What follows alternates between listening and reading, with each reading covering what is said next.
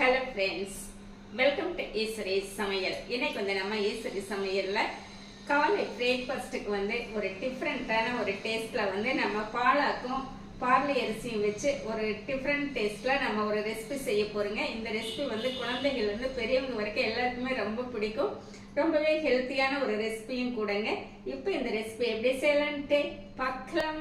இன்னைக்கு வந்துட்டு நம்ம பார்லி அரிசியில் தோசை செய்ய போகிறோங்க. அந்த பார்லி அரிசி தோசை செய்கிறதுக்கு பார்லி அரிசியோட கூட நம்ம என்னென்ன இன்க்ரீடியன்ஸ் எல்லாம் சேர்த்து ஊற வைக்கணும் அப்படின்னு சொல்லிட்டு பார்க்கலாங்க.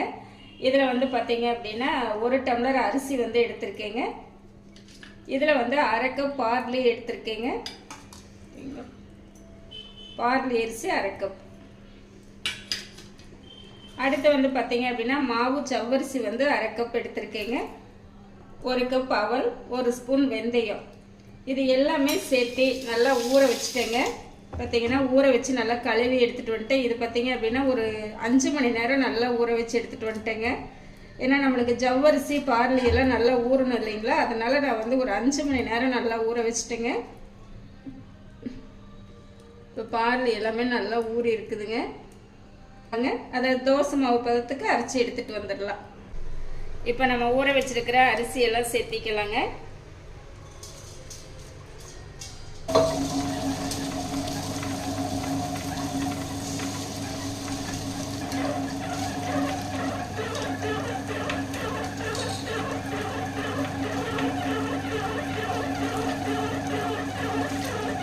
அரைச்சிட்டு பார்க்கலாங்க.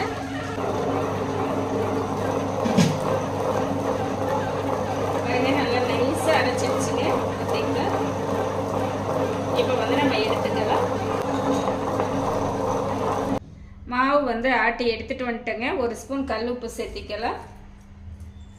இப்போ நல்லா கலந்துக்கலாங்க.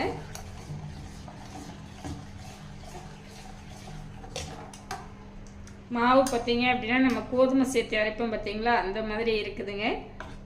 இப்போ வந்து நல்லா கலந்துட்டேங்க. இது ஒரு 6 மணி நேரம் நல்லா புளிக்க வச்சு எடுத்துக்கலாங்க.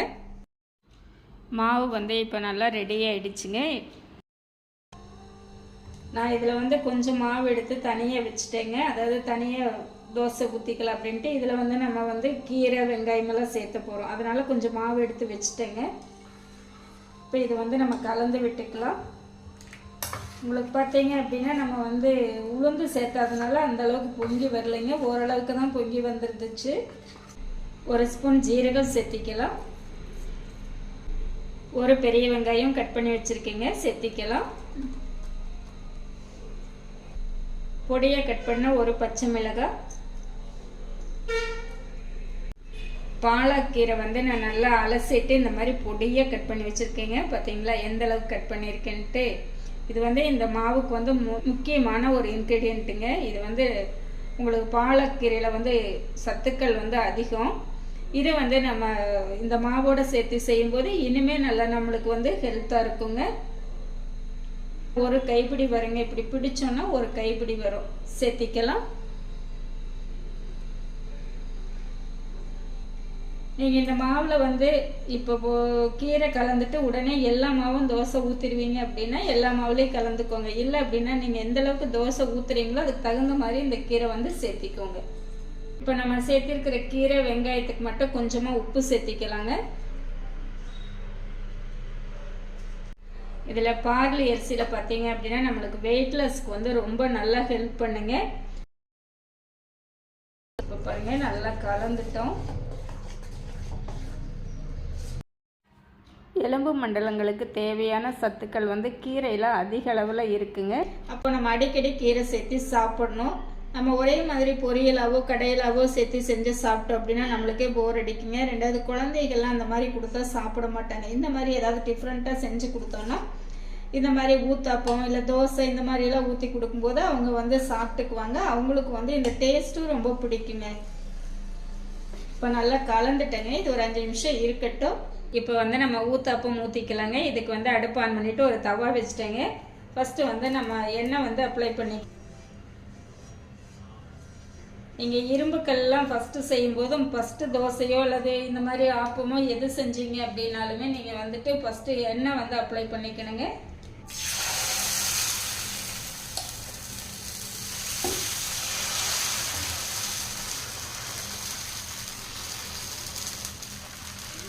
இந்த மாதிரி மினி ஊத்தப்பமாக ஊற்றிட்டோம் அப்படின்னா பார்க்குறதுக்கும் நல்லாயிருக்கும், குழந்தைகள்லாம் ரொம்ப விரும்பி சாப்பிடுவாங்க.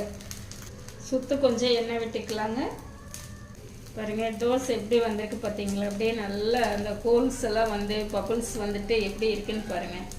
இதில் வந்து நம்ம இட்லி பொடி வந்து சேர்த்திக்கலாங்க. இது வந்து பார்த்தீங்க அப்படின்னா சிறுதானிய இட்லி பொடி. டேஸ்ட் வந்து அவ்வளோ நல்லா இருக்குங்க. இப்போ வந்து பார்த்தீங்கன்னா ஓரளவுக்கு வெந்துடுச்சுங்க. நம்ம திருப்பி போட்டுக்கலாம். இந்த ஓரங்கள்லாம் நல்லா எடுத்து விட்டுக்கலாங்க. ஏன்னா ஃபஸ்ட்டு தோசை செய்யும் போது நம்மளுக்கு வந்து அடி பிடிக்கிறதுக்கு வாய்ப்பு இருக்குது.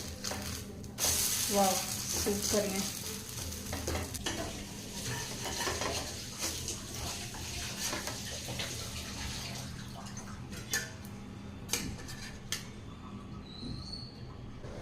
இனி ஒரு ஊத்தப்பம் ஊற்றிக்கலாங்க.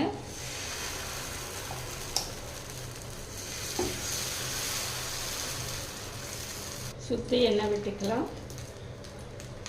கீரை சேர்த்து செய்கிறதுனால நம்ம இது வந்து காலையில் பிரேக்ஃபாஸ்ட்டுக்கு எடுத்துட்டோம்னா நல்லா டைஜஷன் ஆகுங்க. அதனால் நீங்கள் வந்து கீரை சேர்த்து செய்யும்போது நீங்கள் காலையில் டைமில் சேர்த்து செஞ்சுக்கோங்க. கீரை சேர்த்தாமல் செஞ்சீங்க அப்படின்னு சொன்னால் டின்னருக்கும் நீங்கள் இந்த மாதிரி செஞ்சுக்கலாங்க. இப்போ வெந்துடுச்சுங்க. ஓரங்கள் வந்து எடுத்து விட்டுட்டு நம்ம வந்து திருப்பி போட்டுக்கலாம். வா சூப்பருங்க. பார்த்தீங்களா நம்மளுக்கு நல்லாவே வெந்துடுச்சுங்க. அந்த க்ரீன் கலரில் அந்த கீரை வந்து க்ரீன் கலரில் பார்க்குறதுக்கே ரொம்ப நல்லா இருக்குங்க. அடுத்து வந்து நம்ம ஒரு கல் தோசை வந்து ஊற்றிக்கலாங்க.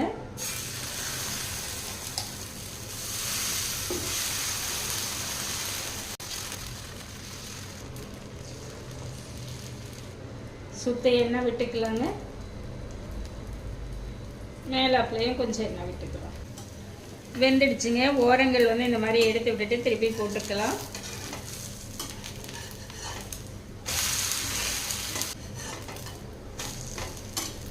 இப்போ வெந்துடுச்சுங்க, எடுத்துக்கலாம். நம்மளுக்கு வந்து ஊத்தப்பம் கல் தோசை எல்லாமே ரெடி பண்ணி எடுத்துகிட்டு வந்துட்டேங்க. இதுக்கு வந்து நான் இன்றைக்கி சட்னி வந்து ரெடி பண்ணி வச்சுருக்கேங்க. அதாவது தேங்காய் சட்னிங்க. இதுக்கு வந்துட்டு பார்த்தீங்க அப்படின்னா தக்காளி சட்னி, வெங்காய சட்னி, புளி சட்னி என்ன வேணாலும் நீங்கள் வைக்கலாம். ரொம்பவே நல்ல ஒரு காம்போவாக இருக்குங்க. பார்லி அரிசியும் பாலாக்கு கீரையும் வச்சு நீங்கள் இது வரைக்கும் நீங்கள் செஞ்சுருக்க மாட்டீங்க. செஞ்சு பாருங்கள், அவ்வளோ நல்லா இருக்குங்க. சுகர் பேஷண்ட்டெல்லாம் மார்னிங் பிரேக்ஃபாஸ்ட்டுக்கு இந்த மாதிரி எடுத்துக்கலாம். நல்லா ஆரோக்கியமாக இருக்கும். குழந்தைகளுக்கெல்லாம் இந்த மாதிரி ஒரு பிரேக்ஃபாஸ்ட்டு செஞ்சு கொடுக்கலாம். நல்லா ஃபுல்ஃபில்லான ஒரு பிரேக்ஃபாஸ்ட்டாக இருக்குங்க. அடுத்து வெயிட் லாஸ் பண்ணுறவங்க எல்லாம் இந்த மாதிரி நீங்கள் ட்ரை பண்ணி பார்க்கலாம். ரொம்பவே சூப்பராக இருக்குங்க. இப்போ வந்து நம்ம சாப்பிட்டு பார்க்கலாங்க. அப்படியே பார்த்தீங்கன்னா பஞ்சாட்ட மெத்துன்னு இருக்குங்க. பார்த்தீங்களா?